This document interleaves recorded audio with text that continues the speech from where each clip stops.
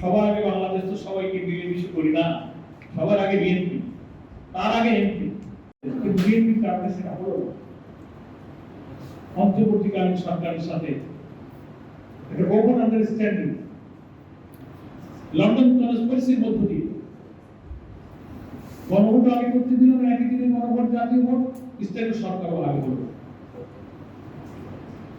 যে কারণে আজকে গণভোটের রায় না মানার একটা সর্বনাশার পথে তারা কৌশলে হাঁটছে।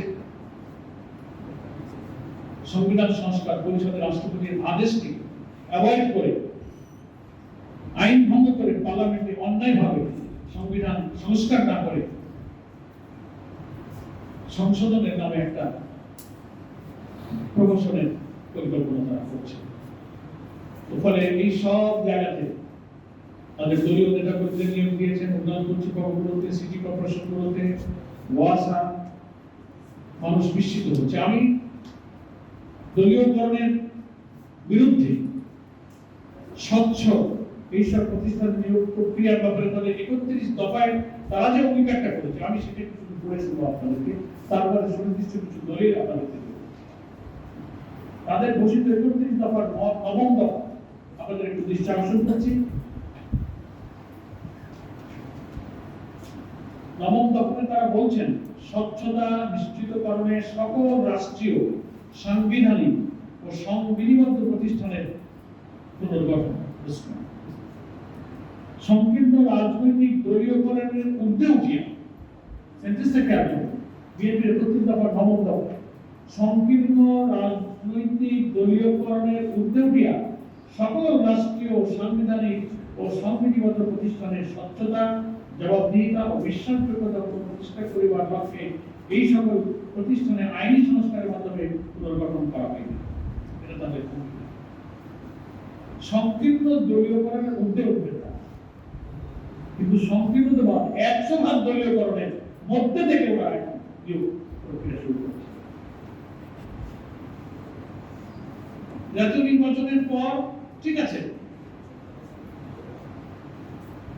সিটি কর্পোরেশন গুলো শূন্য, জেলা পরিষদ, বিভিন্ন জায়গায় আপনার স্থানীয় নির্বাচন দিতে পারতেন। বাংলাদেশের সংবিধানে পরিষ্কার বলা আছে, স্থানীয় সরকারের সকল স্তরে নির্বাচিত জনপ্রতিনিধিদের দ্বারাই স্থানীয় সরকার শাসিত হবে। আমাদের কনস্টিটিউশনে বলা আছে। ইলেকশন দিয়ে দিতে পারতেন, কিন্তু নির্বাচন না দিয়ে আপনি প্রশাসক দিলেন। প্রশাসক তো ছিলই, এই যে সবচেয়ে কর্মসূচি প্রশাসক ছিল, সেটিকে সরাই দিয়ে আপনি আবার দলীয় লোকজন দিলেন। আর সারা দেশে আপনি এত রাজনৈতিক দল নিবন্ধিত, পার্লামেন্টে এত দল, একটা দল খুঁজে পেলেন না, সব বিএনপি পাইলেন।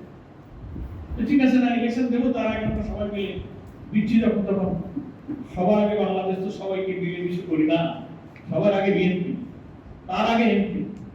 এগুলো হচ্ছে 31 দফা 9ম দফায় ঘোষিত সংকীর্ণ রাজনৈতিক দলীয়করণের ঊর্ধ্বে উঠিয়া। এটা আপনাদের রেফার করলাম। এখন আপনারা সোশ্যাল মিডিয়াতে হয়তো নজর রেখেছেন, গতকালকে 3 জন ছাত্র দলের নেতাকে তারা নিয়োগ দিয়েছে। 1 নম্বর আব্দুল্লাহ আল নোমান, ছাত্রদল ঢাকা মহানগর উত্তরের সহসভাপতি, তাকে বাংলাদেশ বিনিয়োগ উন্নয়ন কর্তৃপক্ষের ডেপুটি ডাইরেক্টর করেছে, 6th গ্রেড, বিনিয়োগ উন্নয়ন কর্তৃপক্ষ বাংলাদেশ। 2 নম্বর ঢাকা মহানগরী ছাত্র দলের দক্ষিণের সহসভাপতি মেহেদী হাসান আবির, তাকে নিয়োগ দেওয়া হয়েছে মহেশখালী উন্নয়ন কর্তৃপক্ষ। এটা একটা ডেভেলপমেন্ট অথরিটি, গুরুত্বপূর্ণ হাব বাংলাদেশের উন্নয়নের জন্য। সেখানে তাকে ডেপুটি ডাইরেক্টর করা হয়েছে, 6th গ্রেড। 3 নম্বর রাকিবুল হাসান রাকিব, সে ঢাকা কলেজের ছাত্র দলের জয়েন্ট সেক্রেটারি, এনজিও বিষয়ক ব্যুরোর ডেপুটি ডাইরেক্টর, 6th গ্রেড। এই 3টা নিয়োগ তারা গতকালকে করেছে। আর কালকের মধ্যে আরো কিছু নিয়োগের খবর আপনাদের কাছে আমি দিচ্ছি। সবচেয়ে মানুষকে বিস্মিত করেছে, নির্বাচন কমিশন সচিবালয় অতিরিক্ত সচিব পদে 1 বছরের চুক্তিতে জনাব শামসুল আলম নামে একজনকে নিয়োগ দেওয়া হয়েছে। আমরা এর আগে স্টেটমেন্ট করে তাদের আমরা গভীর উদ্বেগ প্রকাশ করে 26 তারিখে তার নিন্দা করেছি।